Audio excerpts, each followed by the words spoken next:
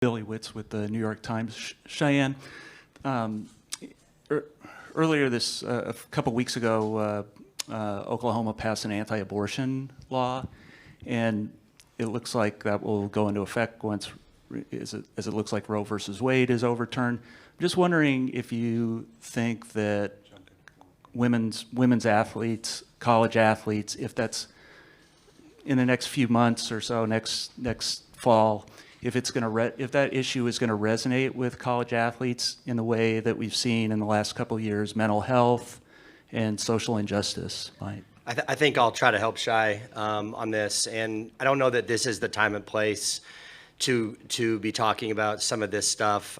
These kids are here to play softball and represent their schools, and I'm just not sure that this is the place. I think one of the things we need to be talking about is student-athlete welfare.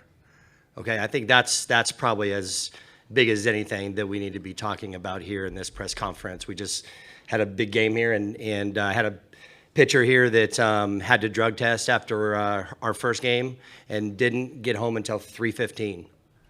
I think that's one of the things that needs to be talked about here, not what you're trying to get these kids into here. So I think if we really want to do what's right and help keep growing our game, keep growing collegiate sports, student-athlete welfare would be at the top of this list. Kenny, with all due respect, I mean, Cheyenne's a three-time first-team academic all-conference player. I mean, it sounds like you're suggesting that, she can't play softball and have thoughts on these. I mean, yeah, I think you're wrong on that. I think your assumption is wrong on that. All right. That's enough. Student welfare is as an important conversation as anything. I would actually like to know more about what went into Kelly's drug test. How long was that process, and was it random? Yeah, it was a random test, which is totally fine. I mean, I have no problems. It's part of what these kids are used to. So I'm just going to tell you because I think it needs to be kind of heard. We had 5 kids. She was one of them. She gave a sample immediately. Okay. But if you can imagine, these kids sweat like crazy and they hydrate all game long. So her sample was diluted. Okay. I mean, explain that. I don't know. I mean, explain that stuff. I mean, it's wild. I don't know what we want them to be, but her sample is diluted. So now she has to sit here and try to pee again. And I don't know if you've ever had to drug test, but it's not fun. People are staring at you. You're doing that. You're trying to test. You're tired.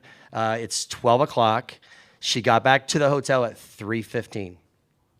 Okay, if we have to play the next day, if this format hasn't changed and we have to play again, I mean, this is a tough deal. And I'm not mad at anyone. I just know that this process needs to probably be looked at to see if we maybe can do it in the mornings of game days or something, because the first games they had no problem, right? They are done, but we have a long game. We start a half an hour late, and then we go through this deal. It's rough. She was out of gas here tonight, and all of us know when you're out till 3. I mean, she got back at 3:15, which means now I got to shower and unwind and get in, to bed. It's a 4:30 proposition with no food. Okay, she didn't get to eat. So it's not like we don't have food, so I'm not trying to go down that road. I'm just saying, it's just, so everything is disrupted in the biggest stage that we have. So I think we just have to take a look at this, and if we don't talk about this kind of stuff here, it'll never get changed. And I know the committee is working their tails off. We got this format changed. It's awesome. I mean, it's rewarding the winning teams, and that's what we should do. Okay, so I'm all in. It's another part of this that we have to keep looking at. These girls are important. They are highly talented. They are wound tight. Their muscles are wound tight. They are very fit and strong.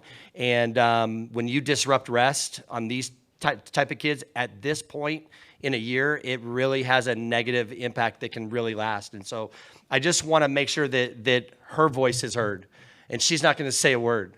And so that's really all it's about. I am not complaining about hey, we don't feed them, we don't do this stuff. I think that's a process that we need to address and take a hard look at. For more information, you can visit tulsaworld.com.